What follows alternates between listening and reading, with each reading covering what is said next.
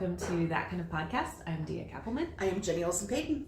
And I have boy, do I have one for you today. Okay. It's going to be longer than 15 minutes because I was record-breaking fast last week.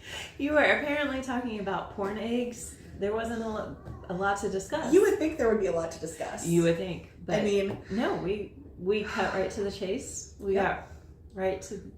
Never mind. I'm gonna stop and... I should have just gone to bed. That's all I need. I won't make any more jokes. I feel like it's all going to go downhill from there. Well, it's still... The podcast is still young. We're only 30 seconds in. And this one's going to get bad. This is actually the longest solved cold case. So it was a cold case for the longest amount of time and then got solved? Yes. Okay, yes. Cool. Thank you for... I was like, how is a cold case solved? Okay. Yes. Okay. But I was thinking, that sounds kind of cool. Like, that's an interesting perspective. Boy, do we get dark in here. So... I can handle dark. Well, buckle up. This is about the Catholic Church. And before we probably should preface it. Thank you. Yes. I am Catholic. I know. I'm okay. I mean, because I don't agree with a lot, and apparently a lot that happened in the past. So I feel like we're okay as long as you don't agree with molestation. Then we're probably good. We're good. We're good. Okay. So yes. But what I'm also saying is I think most Catholics would not be offended about us talking about this because it was a very dark time in our faith and our church. Yes, I would agree. So if you're looking to get offended, this is probably the podcast for you. It is. But we don't want to hear it if you are okay with this. Yeah, exactly. If you are good with covering up child molestation, then we probably don't want to hear from you. Yeah, there's probably another podcast you could be listening to. Yeah. But okay. Jordan Tate, for example. Anyway, no, Andrew Tate. Andrew Tate. I didn't even get his name right. I can't even be bothered to get that guy's name right. Oh yeah, I'm sure somebody somewhere. Yeah. Anyway, all right. So we are going to talk about Irene Garza. Okay. She was born on November 15th, 1934. In 1960, she was a 25-year-old school teacher, second grade. Everybody loved her. She was also a beauty queen, which they bring up a lot, but I'm like, I don't know why that matters so much because she was still a person whether or not she was a beauty queen. But well, anyway. That's how it's Jenny Olson-Paden, short sale specialist, podcast host. Beauty queen. Beauty queen. Yeah. You are, oh my goodness, we have next week we'll have a crown for you. We'll crown you the That Kind of Podcast beauty queen. I love it. All right, I'll bring it in. All right, so on April 16th, 1960, Irene went to confession at Sacred Heart Catholic Church in McAllen, Texas for confession. It was the day before Easter. She was a devout Catholic, went every Saturday for confession. When she didn't return that evening, she was reported missing by her parents, and her vehicle was located near the church. And the largest volunteer search to date in the Rio Grande Valley started. Wow. People came out in droves. And on April 18th, there was a trail of evidence found down McAllen Road. They found her purse, her veil, because at that time, you wore the veil. Yeah, I think we had to do that until, 80s? 70s? I don't know. I think the 70s. I thankfully never had to wear a veil, but... Maybe we'll get you a veil too. I wore a veil for my first communion, but that was about it. Yeah. We'll put a veil with a crown. Yeah.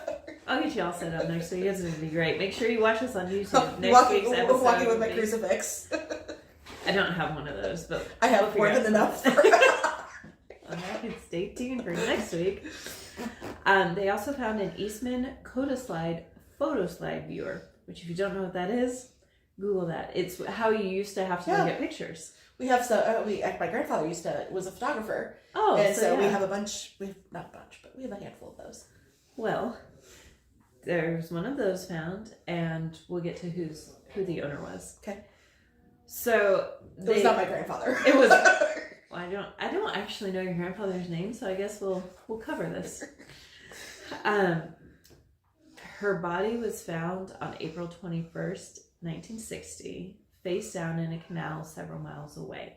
Okay, so we're talking No, same year. Same year, okay. She disappeared on April 16th. Okay. They found a whole slew of evidence on the 18th. So it's almost like somebody dumped things out of a car. As they were driving along, yep.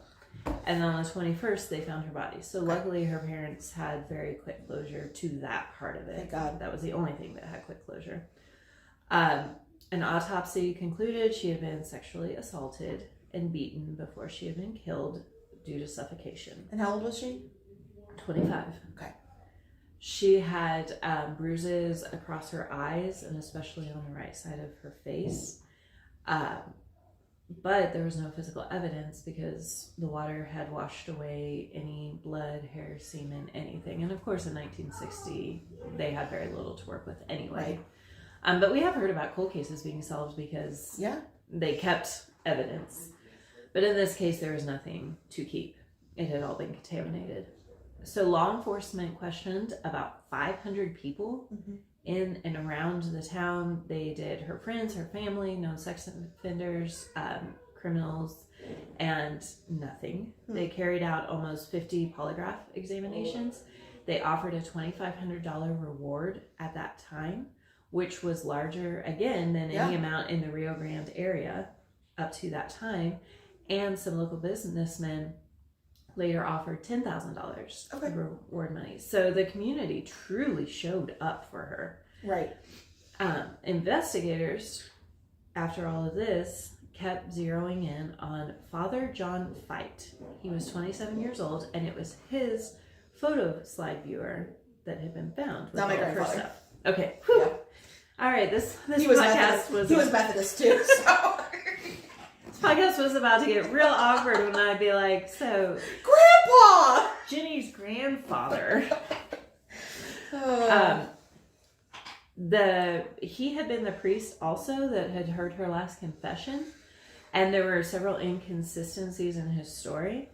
So it started off by several church members saying that his confession line moved really slow and that he was away from the sanctuary several times that night. And they had noticed scratch marks on his hands after midnight mass. And Fite also took Irene to the church rectory to hear her confession, which, if you don't know what a church rectory is, it's where the priest stays. So, like, his personal quarters is where he took her to hear her confession. And the priest said that wasn't a normal activity for him. Some of them would, if they needed a little more privacy, but this wasn't normal for him. Right. The police did give him polygraph tests. There's a kind of a swirl of controversy around that. Originally, they said he passed, and they said it was inconclusive. They kind of came back later, several years later in the 2000s, to the results, and it was kind of the same of whether he passed or he didn't. But anyway, at that time, they didn't have anything conclusive for him. He also initially said that he didn't hear her confession. And then he said, okay, yeah, actually, that was me. I did hear her confession. Yeah. He said he was absent from the sanctuary because he claimed he broke his glasses that night. He would play with them while people were giving their confession, and he broke it.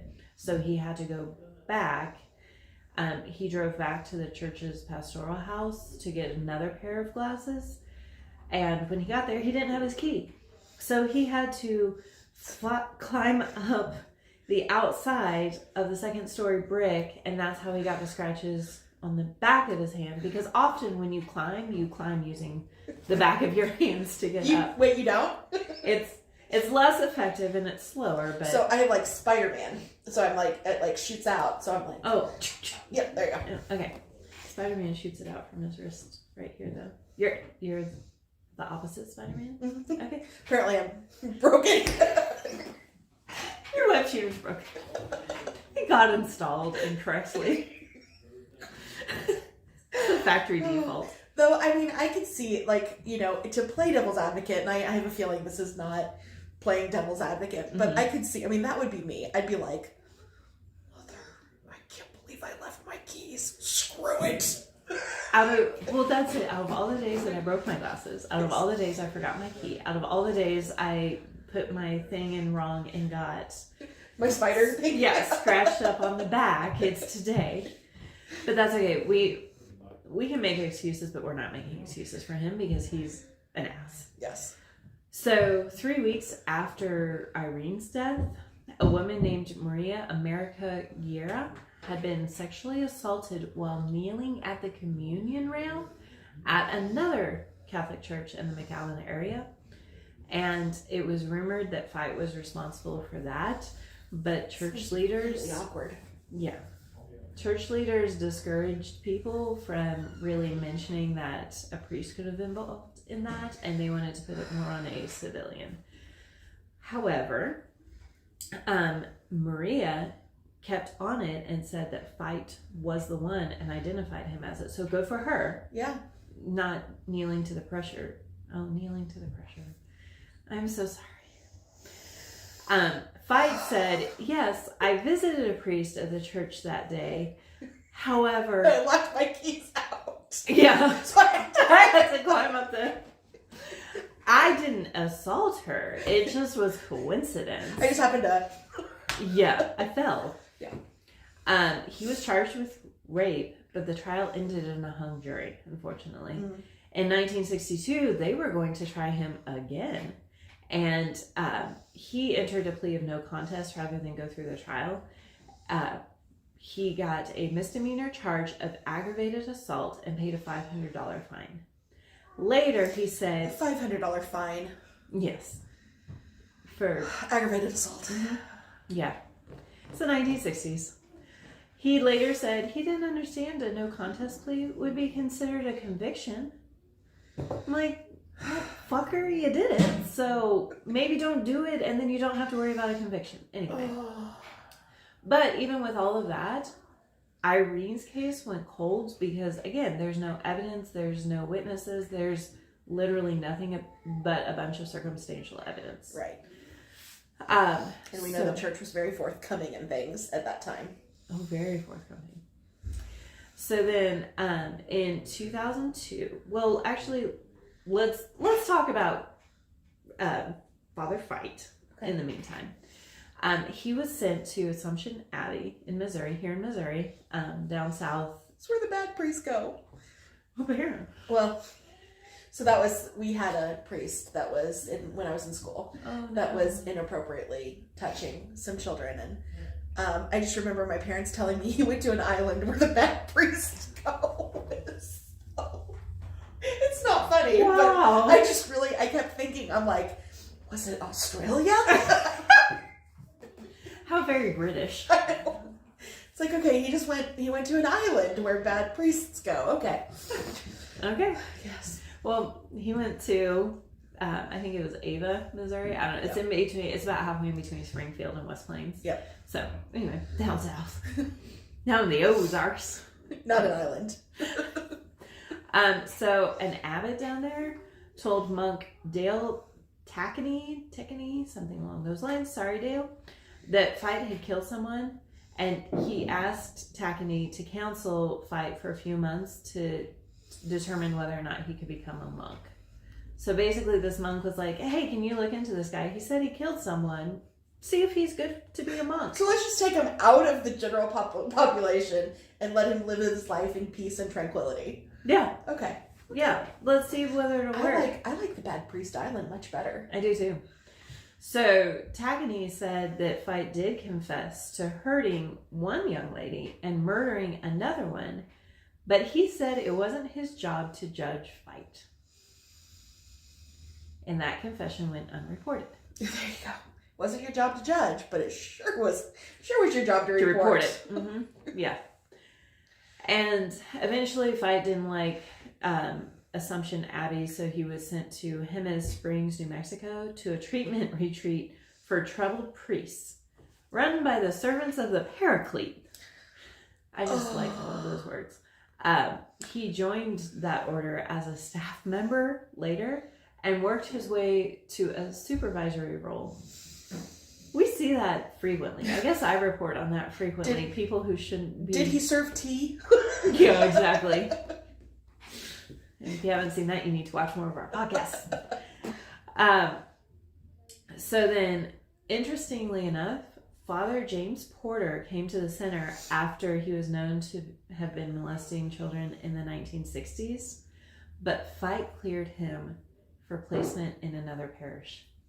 And then Porter was later defrocked and imprisoned after he was accused of abusing as many as 100 children.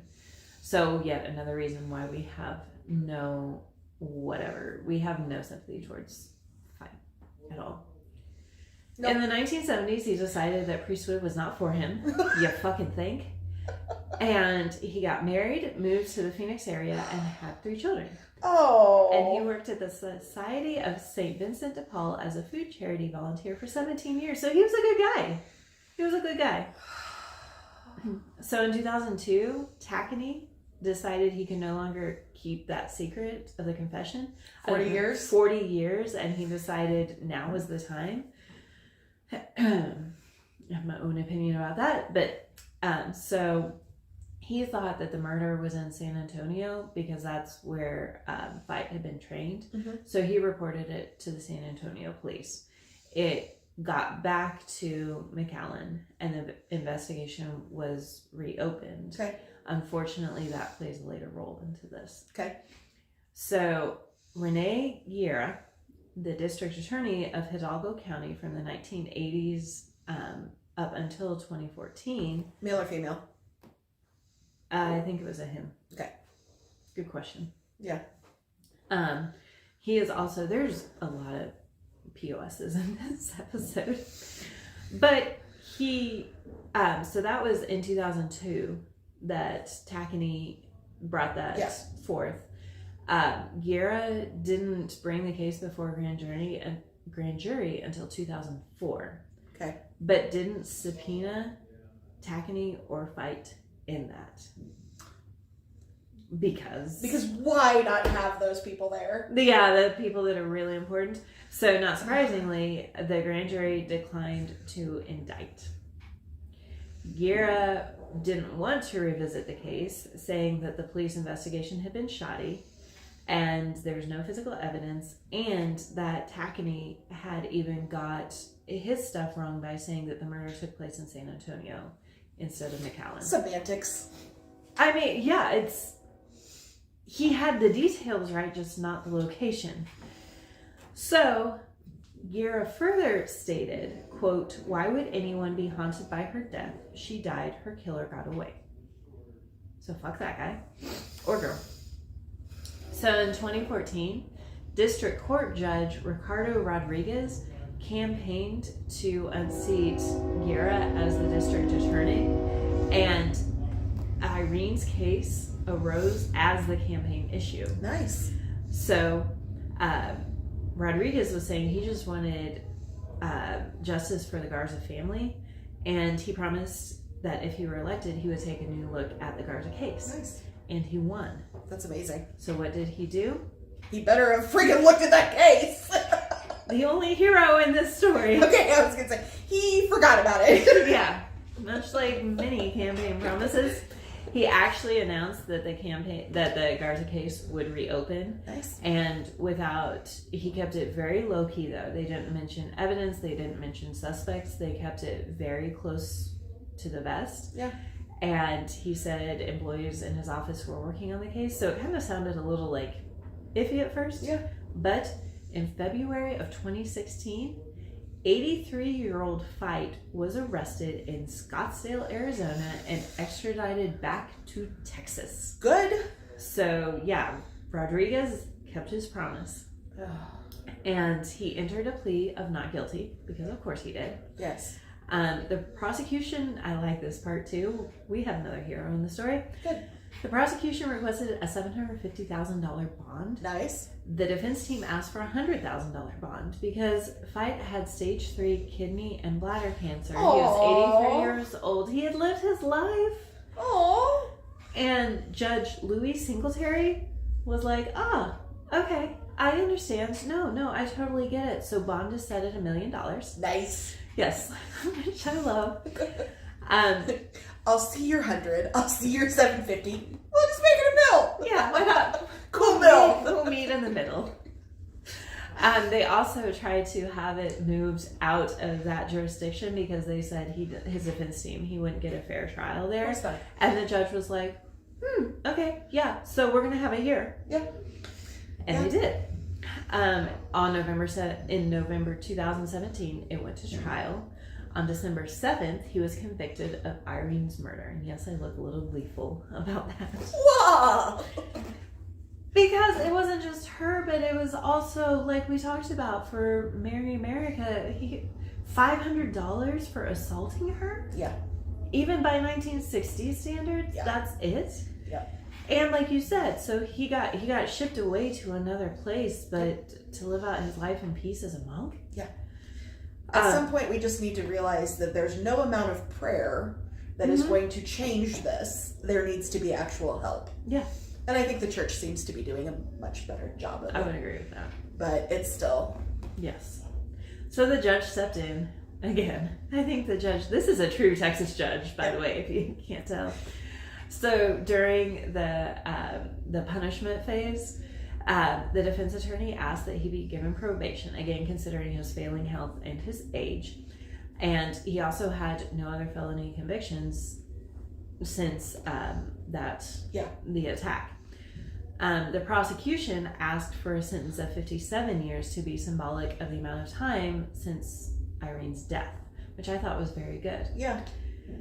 However, on December 8th, 2017, the jury said, oh, no, we totally understand all of that. We get where both of you are coming from. We totally see both sides, and we're going to say life in prison. Nice. Texas jury.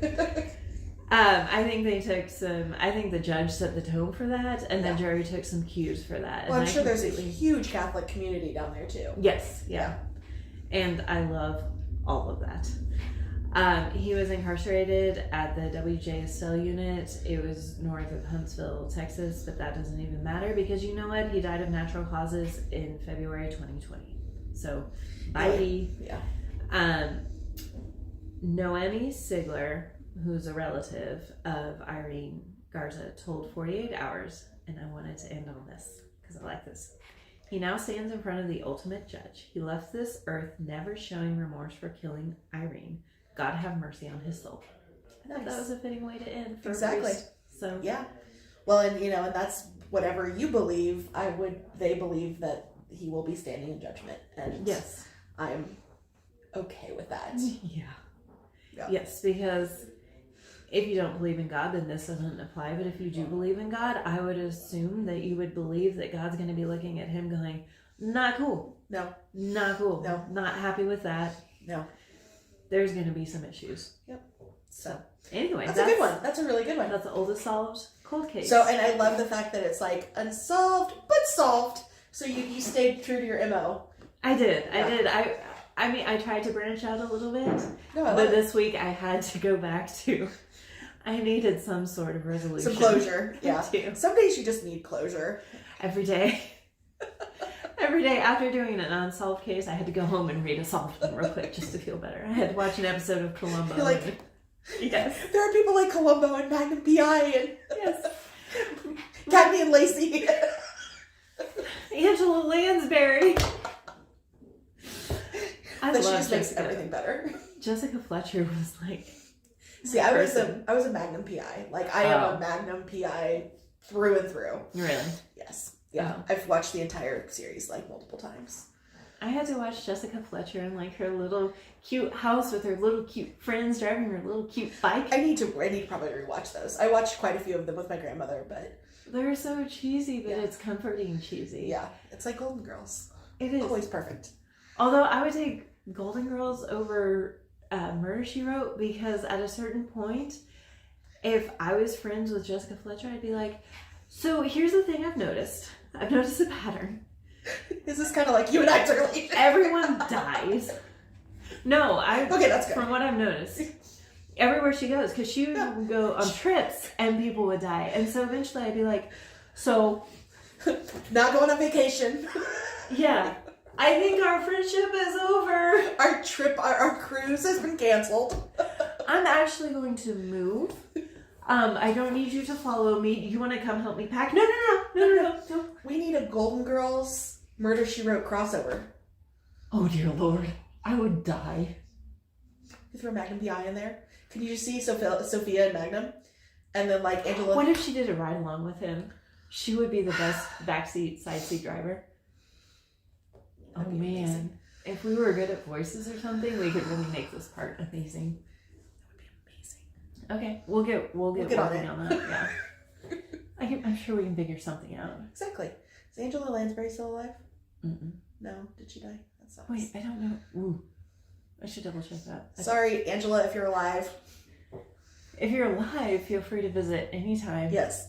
We will have you... Give us a call. Call me. You can sit in. Yeah. And if you're not alive, feel free. No, if you're not alive, no. You sit right here next to Dia. No. This is a contact-free zone. Just so much fun. You know, all the Golden Girls, Angela Lansbury. You can. I will not be at that podcast. And I will bring some holy water to the next one. Sounds good. Perfect. All right, so stay tuned for next week when Jenny does this by herself.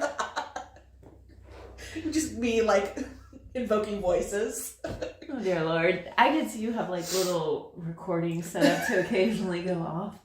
We can have, like, holograms. You can. So I will be here for approximately 30 seconds of the podcast. And then we'll just see her walk over the table and out the door, screaming. Yes, calmly, as I walk. Because I don't want to stir anything else up. No, we're good. So, all right. Well, you guys have a great week. See you next week. Bye.